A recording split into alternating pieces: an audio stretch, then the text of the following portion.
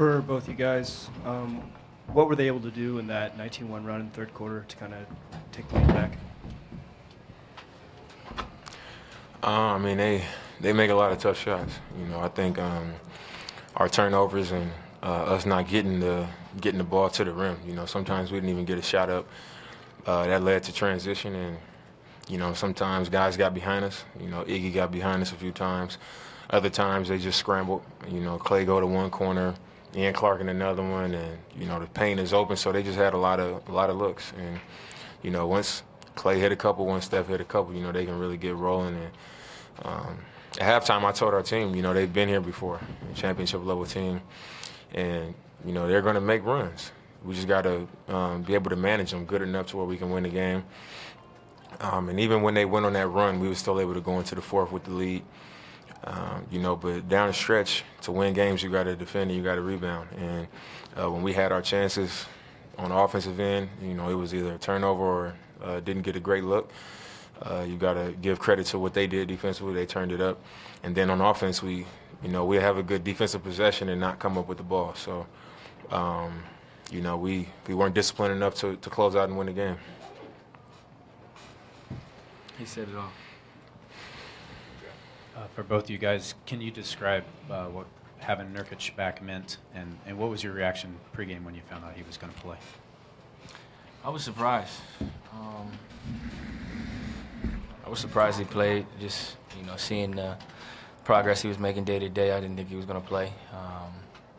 But you got to credit him for gutting it up and fighting for us and giving us some good minutes. Obviously, he was a shell of himself, but he was still able to get 12 rebounds, make some plays from the post interior, passing-wise. But obviously, you guys have seen Nurk at full strength compared to what he was tonight, but there's no excuses.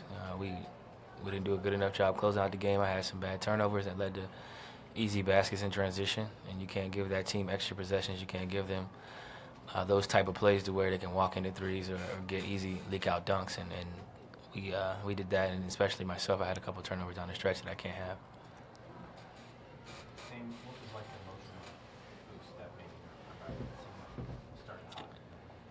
I mean, I think, part of it was the way we're allowed to play when he's on the floor.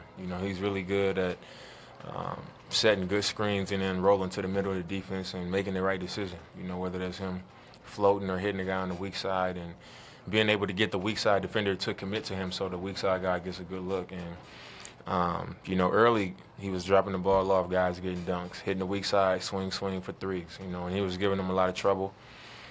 Even scored on the block a few times. But I think just his presence and the way he allowed us to play, it made us, more. We were in a good flow, a good rhythm with him out there, and I guess it picked up our team morale. We played with confidence, and I think the other part of it is being on your home floor. The ball going in, the crowd is behind you, and you're playing a good game. We were playing a good game, so I think it was a little bit of him and a little bit of being on our home floor.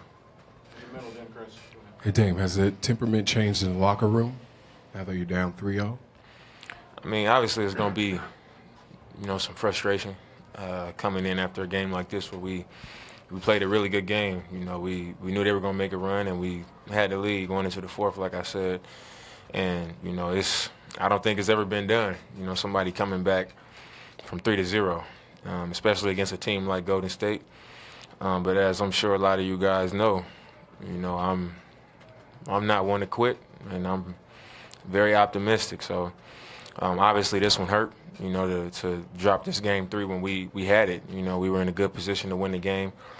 But you feel that frustration, of letting one slip. Maybe we win this one and going into game 4, they really got something to think about. And, we blew the opportunity.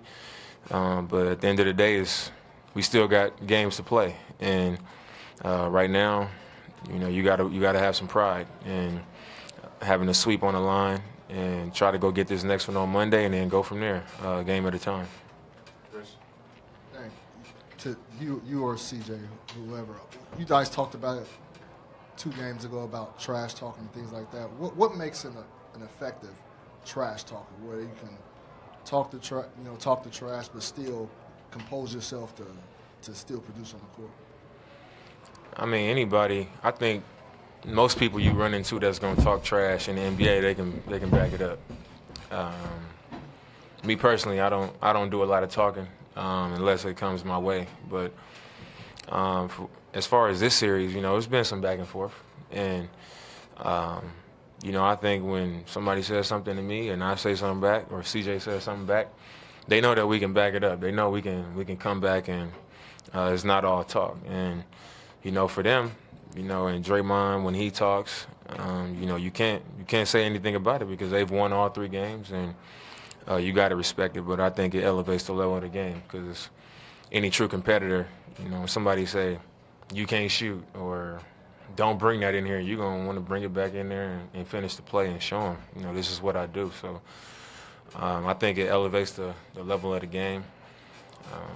The only time where it's like, man, be quiet is when you hear people at the end of the bench yelling out stuff when they're not the ones really in the fire. And they know they're not going to have to jump out there unless it's a blowout one way or the other. So, I mean, it's respected on both ends. Any other questions? Okay, thanks, fellas.